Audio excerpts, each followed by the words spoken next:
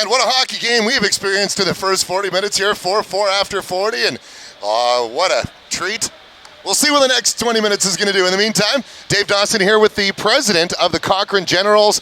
Pleased to be joined by Rick Richards. Rick, thanks so much for making time. And you and I got to experience quite an exciting couple goals here in the last couple minutes. What do you make of the opening 40? Well, I think half the time our boys are a little asleep in the beginning of each period. Then they wake up, and it's been a great game so far. Nice and tight. Yeah, I guess I couldn't probably do most of this interview without asking you about the guy between the pipes. We got a bird's eye view of Mr. Larocque on the nice save. What would you make of his performance so far? I think he's keeping our team in it. I think our boys have been a little bit weak on the defensive side today, and just a little hesitant. And he's always there, calm, cool, collected. And like you saw today, he's making some great saves. All right, well, obviously your team, number 2 seed in the Heritage Junior Hockey League. A lot of questions we can ask, obviously. Why don't we just go back, first of all, to 2019 and 20 season, going into the next year. I've asked everybody about this so far, and this is an important part of it. Just being able to be back here and playing in a provincial championship, what does it mean to your program to be here? Oh, this is absolutely huge. We haven't been here since 2015, I believe. And none of our staff were here. Of course, none of the players, right?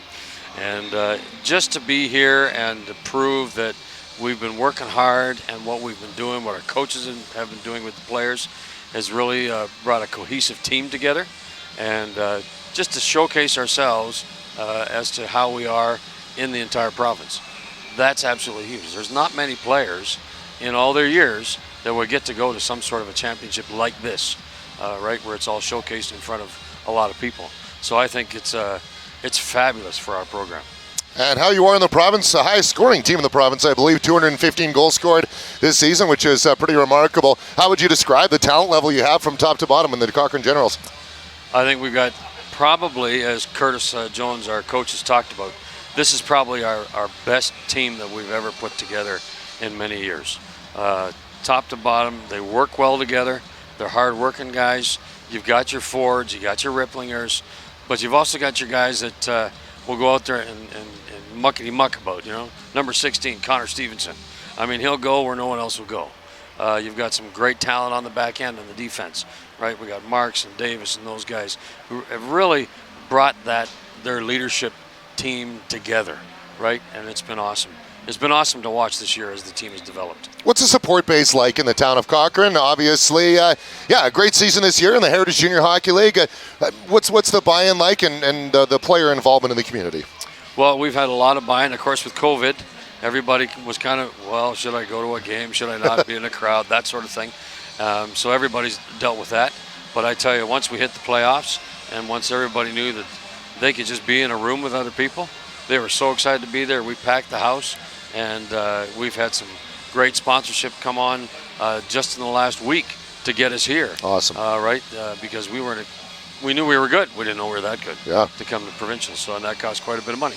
We broadcasted a couple games for the Rocky Rams this year, and you guys had quite the entertaining series of games. So they went to 7 games. We were joking in the concourse that I would check the score every day. I'm like, which Cochrane team is showing up here?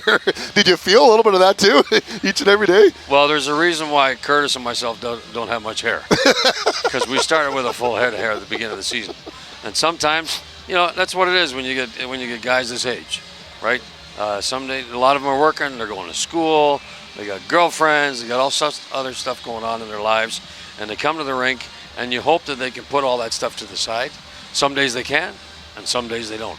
It's just, we're all human, right? Yeah, and just the caliber of Junior B hockey, maybe if we can just unpack that a little bit. When you look at 20, 30 years ago, Junior B is a different game, and now, you see guys getting drafted from Junior A, go to the NHL, and maybe guys in Junior A want to stay home and play around home. How would you describe just kind of the competition level and how you're able to recruit as well?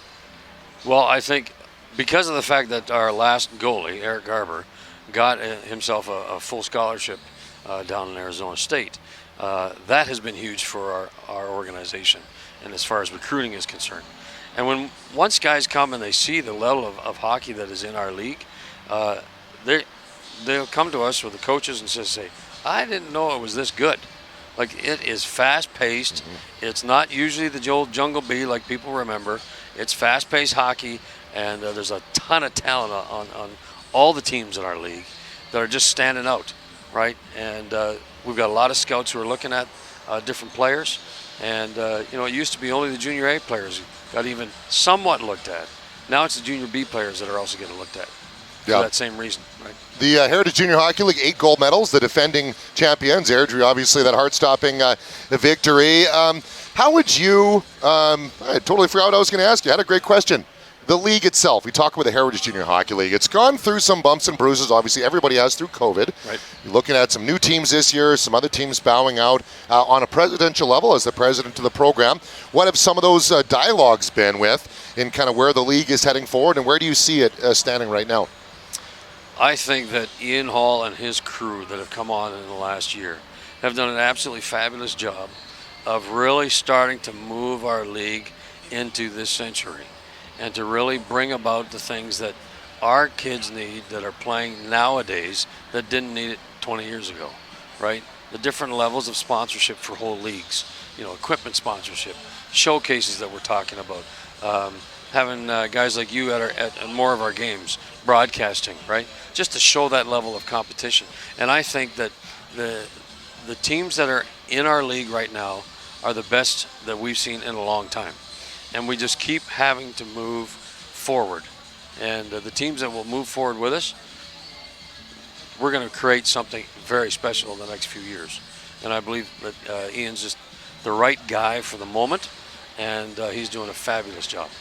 Well, Heritage Junior Hockey League's been an exciting league to follow and be a part of, and we're glad that the Generals are here. Maybe in the next 20 minutes, what's your critique of your program and what needs to change here to come away with a victory today?